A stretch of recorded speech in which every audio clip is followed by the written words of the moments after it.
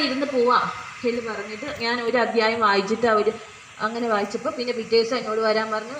അങ്ങനെ 5 ദിവസം പോയി. അങ്ങനെ ആദ്യമായിട്ട് നാരായണിയും ഭാഗവതമൊക്കെ ഒന്ന് തന്നെയാണ്, എന്നാലും നാരായണത്തിൽ നിന്ന് ഒരു പ്രമോഷൻ എനിക്ക് ഭാഗവതത്തേക്ക് കിട്ടി. അത് ഒരിക്കലും ആ ഭഗവാൻ എനിക്ക് ആ ഒരു വഴി കിട്ടി. അവരന്നെ തടഞ്ഞുകൊണ്ട് ഇത്രയൊക്കെ എത്തിയെന്ന് ഞാൻ പറയും. നമ്മളത് പോസിറ്റീവായിട്ട് എടുക്കുക അല്ലേ, ഒരിക്കലും ശത്രുഭാവത്തിൽ വിചാരിക്കാതിരിക്കുക. അങ്ങനെ ഒരു അവരങ്ങനെയൊക്കെ നമ്മളെ വിവേചനം ചെയ്തത് കൊണ്ട് അങ്ങനെ ഒരു സംഭവം ഉണ്ടായി. ഇന്നിപ്പോൾ ഈ ഒരു വേദിയിൽ ഈ ഒരു സ്ഥലത്തൊക്കെ ഇരിക്കാൻ ഞാൻ സ്വപ്നത്തിൽ വിചാരിച്ചിട്ടില്ല. അങ്ങനെ പൗരാണികയായി വന്നിങ്ങനെ പറഞ്ഞു നാരായണത്തിൽ നിന്ന്.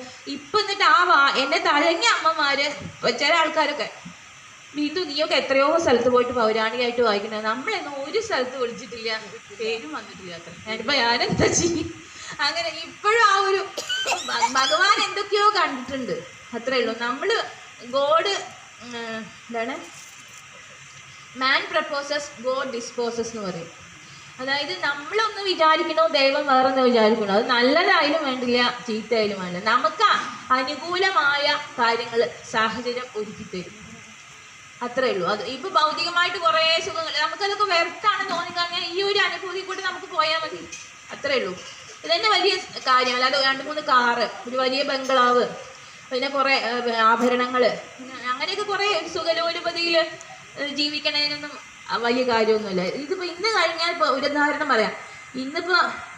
ഇപ്പം ഞാൻ ബിന്ദു പറയുന്നുണ്ട്, ബിന്ദു കോങ്ങാട് എന്ന് പറയുന്നുണ്ട്. അവൾ മരിച്ചു കഴിഞ്ഞാൽ അത് ബിന്ദുവാണ് മരിച്ചെടുക്കണ പറയുമോ? ഡെഡ് ബോഡി അല്ലേ?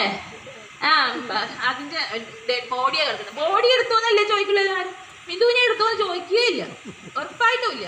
അതിപ്പോൾ എത്ര വലിയ ആളായാലും, യേശുദാസ് ആയാലും വേണ്ടില്ല, പിന്നെ പ്രസിഡന്റ് ആയാലും വേണ്ടില്ല അല്ലേ, ആരായാലും വേണ്ടില്ല, ഏത് വലിയ